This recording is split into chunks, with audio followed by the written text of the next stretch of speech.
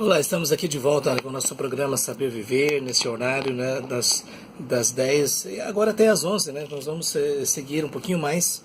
E hoje, lógico, né, estamos tão próximos de uma data tão significativa na nossa cultura, né, comemoração do Natal, e a gente gostaria de compartilhar um pouco mais. Agora, de uma perspectiva, eu creio, diferente daquilo que, no geral, nós vemos aí na televisão, na mídia, nas redes sociais.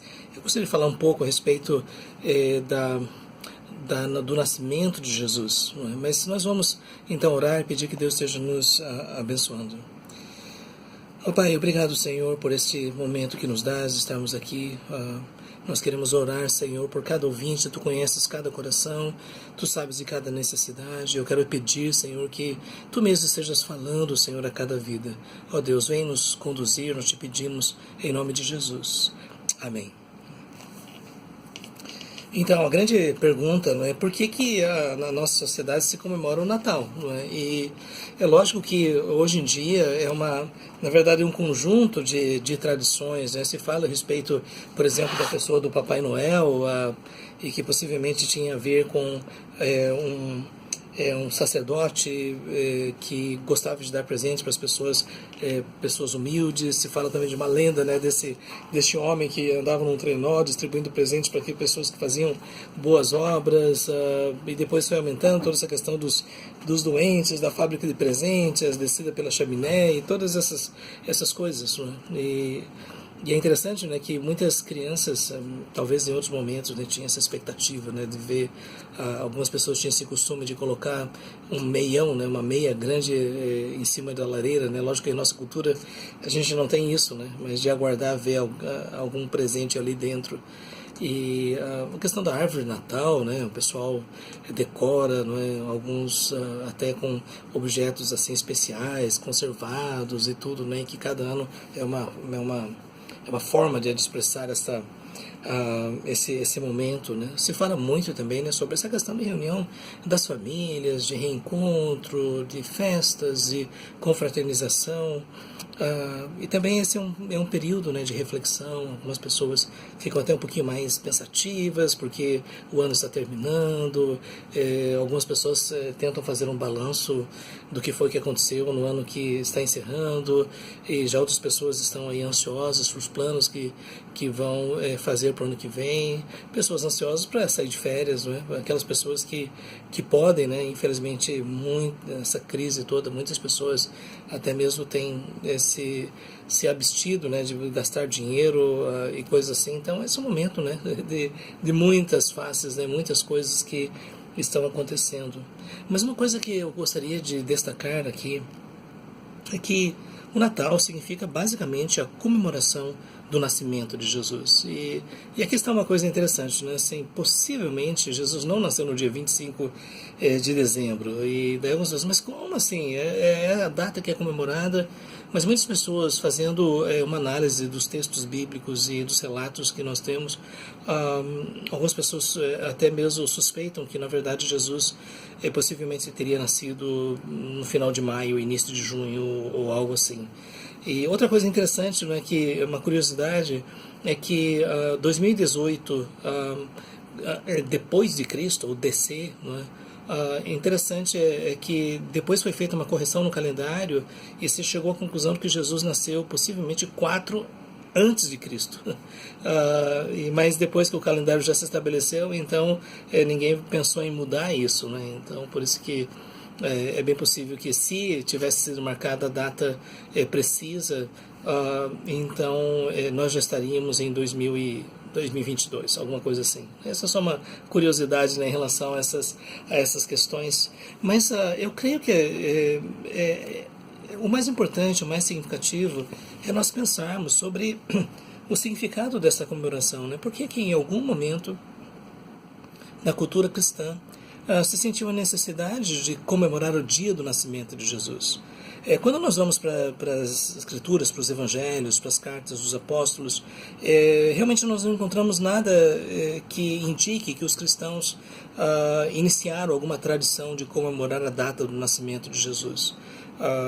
E é por isso assim que só depois de muitos anos que foi surgindo essa ideia de guardar essa tradição. Mas então, por que falar sobre esse assunto, né? Eu creio que depois de tudo, o mais importante é refletir sobre o acontecimento. Isso hoje em dia tem até pessoas que questionam: Jesus realmente existiu? Ele existiu na história? Isso foi uma criação dos primeiros cristãos e coisas assim? Então, essas questões todas são levantadas. Às vezes alguns documentários levantam questões e assim vai. Mas eu creio que é possível, sim, nós afirmarmos com segurança que Jesus nasceu, né? Que Jesus é uma pessoa histórica, ele realmente existiu, ele realmente caminhou pelas ruas da Palestina, e que os relatos que nós encontramos nos evangelhos descrevem aquilo que ele fez, aquilo que ele disse. Também há aqueles que questionam, né? Será que isso que nós temos em nossas mãos realmente é aquilo que Jesus disse e fez? Pessoas dizem: não, na verdade os apóstolos colocaram na boca de Jesus coisas que ele não disse, certos eventos não poderiam ter acontecido. Algumas pessoas dizem: não, milagres não acontecem, Jesus operou milagres, portanto a linguagem é mitológica, e assim vai. Então, e muitas pessoas então simplesmente não nem mesmo veem sentido em se estar falando sobre tudo isso. Mas eu queria dizer algo em relação a essa questão. Nós podemos dizer que os documentos do Novo Testamento são os documentos melhor atestados e confirmados da Antiguidade. Não existe nenhum conjunto de documentos que existem tantas comprovações de tantas fontes em tantos momentos diferentes. Não somente todos os manuscritos, né, que foram copiados e produzidos através dos séculos, como também os pais da igreja, aqueles primeiros mestres da igreja depois de Jesus e dos apóstolos. Eles escreveram muito e, na verdade, escreveram assim, obras imensas. E uma das características desses escritores é que eles citavam amplamente a Bíblia. Então é possível você comparar desde o século II, né, o que as pessoas estão falando a respeito do que estava nas Escrituras. Então, só uma observação histórica, mas nós podemos dizer: não, Jesus, ele realmente existiu. E o que nós encontramos nos Evangelhos é aquilo que ele realmente ensinou. E é aquilo que ele realmente fez. E as coisas que realmente aconteceram. E eu sei que pessoas céticas dizem: eu simplesmente não posso aceitar isso. Mas, como nós sabemos que os apóstolos, pelo menos dos 12, 11 deles foram perseguidos por causa dessa mensagem, não é? E até onde nós sabemos, 10 deles foram martirizados. João, o escritor deste livro, né, que nós acabamos de ler, aliás, nós estamos mencionando aqui, não é? João capítulo 1, João, ele foi preso numa ilha chamada Patmos, e foi lá que ele recebeu também a revelação do Apocalipse, né? Então, hoje à noite eu gostaria de trazer essas considerações gerais sobre todas essas questões, mas eu creio que é tão importante nós enfatizarmos algo. Jesus foi uma pessoa real. Ele existiu na história. Ele comeu nossa comida, vestiu as nossas roupas, andou por nossas ruas. Lógico, nossas no sentido aqui da terra, né? Jesus era um judeu. Ele nasceu na cidade de Belém, mais ou menos a 10 quilômetros ao sul de Jerusalém. E os relatos que nós temos nos evangelhos é de que ele nasceu com Maria como sua mãe, José como seu pai adotivo, né? Podemos dizer. E que Jesus, durante toda essa infância, viveu uma infância normal. E que quando ele chegou mais ou menos por volta dos seus 30 anos, ele começou um ministério de pregação, de ensino, de curas, que durou mais ou menos 3 anos. E depois disso ele foi crucificado. E o relato que nós temos nos evangelhos é que ao 3º dia ele ressuscitou dos mortos. E aqui nós temos algumas pessoas que dizem: eu não sei se eu posso acreditar nisso. É lógico que nós temos o que se chama olhos da fé, porque para aqueles que têm esta convicção de que de fato Jesus era o Messias prometido, não há nenhum problema em nós aceitarmos esses relatos miraculosos como legítimos, históricos, coisas que realmente aconteceram. Bom, mas depois de tudo, eu queria ler aqui no Evangelho de João, capítulo 1, diz assim: no princípio era o Verbo, e o Verbo estava com Deus, e o Verbo era Deus. E esse versículo inicial do Evangelho de João não começa com Jesus na história. Começa com ele antes da história, antes que todas as coisas fossem criadas. Quando esse texto diz, no princípio era o verbo, então, o verbo já existia no princípio. Então, e isso nos faz lembrar de Gênesis capítulo 1, versículo 1, no princípio criou Deus os céus e a terra. Em outras palavras, Deus existia antes do princípio. E o verbo, essa palavra verbo aqui, que pode ser traduzida também por palavra, não é? Logos, é uma referência à pessoa de Jesus. Mas por que Jesus recebeu o nome de verbo? Não é?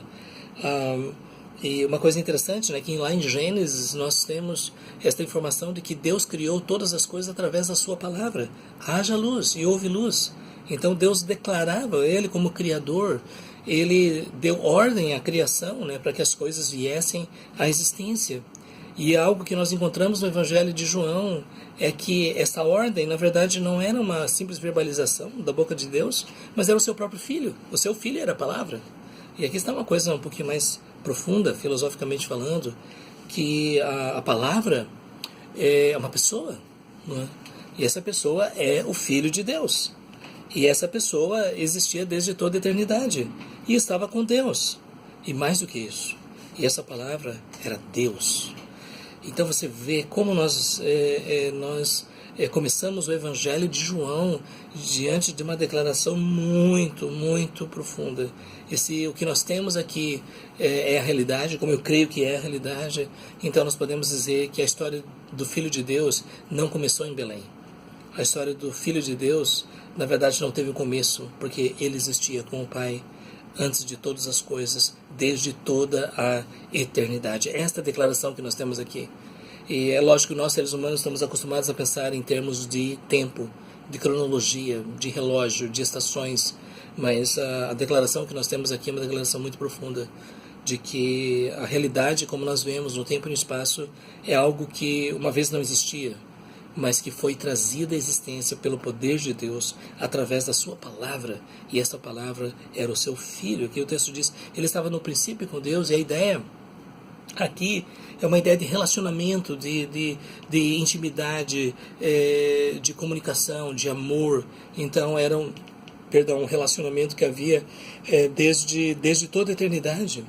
E outra informação que nós temos aqui é que toda a criação existe através desta palavra, através desse verbo. Todas as coisas foram feitas por intermédio dele, e sem ele nada do que foi feito se fez. Em outras palavras, nós devemos dizer que tudo que existe de criação, desde as estrelas até as partículas subatômicas, tudo que existe foi criado através do verbo, através da palavra, que é o Filho de Deus. Então nós temos aqui algo, né? Muitos cientistas ateus, seculares, eles dizem que tudo que existe surgiu pelo acaso, né? Foi um Big Bang, e foi uma expansão de partículas que com bilhões de anos foram se organizando, e aí foram surgindo todas as coisas como nós conhecemos hoje. Mas a declaração que nós temos aqui é que todas as coisas surgiram porque Deus pronunciou a sua palavra, e a sua palavra era o seu Filho. E por isso que, se você observa a criação ao seu redor, se você caminha pela floresta e você vê os insetos, os animais, as árvores, as plantas, as flores, os frutos e tudo mais, ou você ergue a sua cabeça e olha para o céu, ou você está de noite e olha para as estrelas, em tudo isso, o que nós vemos é a mão do verbo, é a mão da palavra. Tudo que existe foi criado através dele. Mas nós temos algo mais profundo aqui, não somente a realidade da criação, não somente o fato, né, de que tudo que existe não surgiu pelo acaso, mas surgiu a partir de um ato criacional, isso é, Deus, o Pai, através do Filho, trouxe todas as coisas à existência. Mas nós temos algo mais profundo aqui. O texto diz, e a vida estava nele, e a vida era a luz dos homens. E aqui eu creio que é muito importante nós destacarmos essa expressão vida. A vida estava nele, e a vida era a luz dos homens. Né? Às vezes nós perguntamos, né, o que é a vida? Não é? E até na escola a gente aprende, né? Vida é uma característica de seres, né? Que tem a capacidade de se reproduzir. Por exemplo, bactérias e outras coisas mais têm a capacidade de se reproduzir. Então, são seres vivos, eles têm o que nós chamamos de DNA. Não é? Então, essa é a ideia da vida biológica. Não é? Inclusive no grego, né, a palavra vida, bios, aí vem a palavra biologia e biomedicina e tudo mais. A palavra bios significa essa vida orgânica, essa vida física. Não é? Mas a palavra que nós temos aqui é vida no sentido de zoe. E zoe é usado mais, não tanto no sentido biológico, mas num sentido mais, que a gente pode dizer teológico, filosófico. Porque quando se diz, não é, que a vida estava no Filho, que vida é essa? Não é? Porque não é simplesmente a existência. Que vida é essa? Não é? Como o texto diz, a vida estava nele e a vida era a luz dos homens. E é o que nós podemos dizer, é que vida, no Evangelho de João, é muito mais do que simplesmente existir, é muito mais do que ter o coração pulsando e o cérebro funcionando. A vida aqui é uma experiência da comunhão com Deus, do relacionamento com Deus. Tanto é que quando a gente vai lá no Evangelho de João, lá para frente, João capítulo 17, verso 3, o próprio Jesus diz: a vida eterna é esta, que te conheçam a ti, o único Deus verdadeiro, e a Jesus Cristo a quem enviaste. Então, vida é basicamente, para o ser humano, é a experiência da comunhão com Deus, do contato com Deus, é descobrir em Deus a fonte da própria existência. Então, quando o texto diz a vida estava nele, isso mostra que Jesus é a fonte da vida, e sempre foi, porque desde a criação foi através dele que todas as coisas foram criadas. E é por isso que nós temos que lembrar que o ser humano não é só matéria, ele não é só uma matéria orgânica, ele não é só biologia. Existe essa nossa natureza de que nós somos criados para viver no sentido de um relacionamento com o nosso Criador. Isto é, se Deus criou todas as coisas e Deus nos criou, então Ele nos criou com um propósito, Ele nos criou com uma razão de ser. E essa razão é que nós pudéssemos ter um relacionamento vivo com Ele. E é por isso que vida aqui é essa experiência do profundo amor de Deus, a presença de Deus, o poder de Deus. E essa vida estava desde o início no seu Filho, a vida, e essa vida que traz luz aos homens. E novamente essa linguagem de luz, não é? Porque a luz física, não é basicamente uma fonte de energia, não é, que faz com que esse brilho ele se reflita nas superfícies e a gente consiga observar as coisas, não é? Então aí nós temos a luz, as partículas, não é? Fótons e tudo mais, mas luz aqui novamente é um sentido que vai além da física, não é? Não é só a luz no sentido de brilho, mas é a luz em contraste com as trevas. As trevas no Evangelho de João têm a ver com esta separação de Deus. Tem a ver com pessoas que estão vivendo, mas não desfrutam desse relacionamento vivo com Deus. Então elas estão na escuridão. Porque se todos nós somos criados para cultivar um relacionamento com Deus e nós não cultivamos esse relacionamento, então nós estamos deixando de viver o propósito da nossa existência. Porque se nós somos criados para nos relacionarmos com Deus e nós simplesmente não nos relacionamos com Deus, então há um sentido em que nós estamos realmente mortos. Porque nós não estamos cumprindo o propósito, nós estamos experimentando essa conexão espiritual com o nosso Criador, e isso então nos deixa na condição de mortos espirituais. É interessante, né, que o apóstolo Paulo em Efésios capítulo 2 diz que nós estamos mortos em nossos delitos e pecados, mas Deus nos deu vida. Quando alguém realmente tem uma experiência transformadora, experimenta a vida, e essa vida é que nos ilumina, não é, que nos coloca no lugar onde nós conseguimos perceber toda a realidade.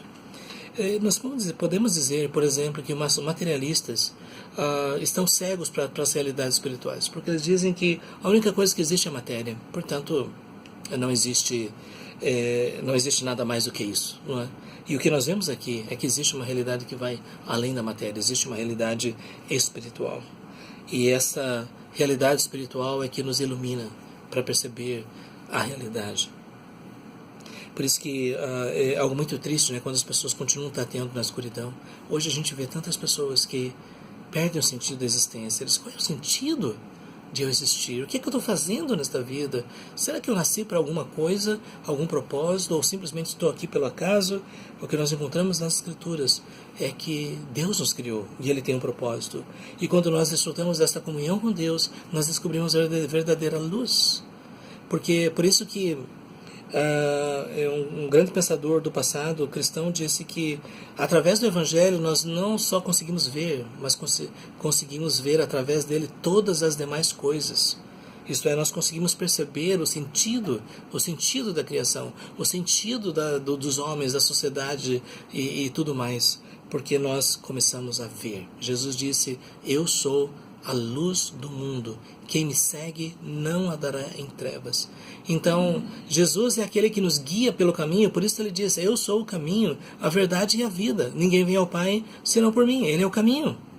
Então, percebe que a linguagem que nós encontramos no Evangelho de João é muito consistente. Né? E é por isso que quando nós falamos sobre o Natal, nós estamos falando sobre a luz, num sentido muito mais profundo que a estrela de Belém. Nós estamos falando que Deus enviou o seu Filho para nos iluminar, para nos mostrar o caminho, para nos fazer experimentar a verdadeira vida. Então, isso é algo significativo. Nós vamos para o nosso intervalo, daqui a pouco a gente retorna para continuarmos a nossa meditação.